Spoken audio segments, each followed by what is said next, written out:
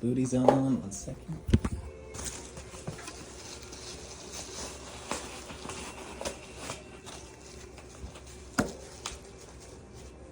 Appreciate you letting me swing by.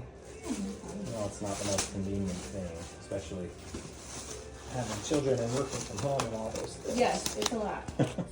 So I'll be quick, fortunately. Okay, thank you. Yep. Just come back in here. Oh, look at that puppy outside. I'm a dog person. Part of me just wants to let him in. Oh yeah.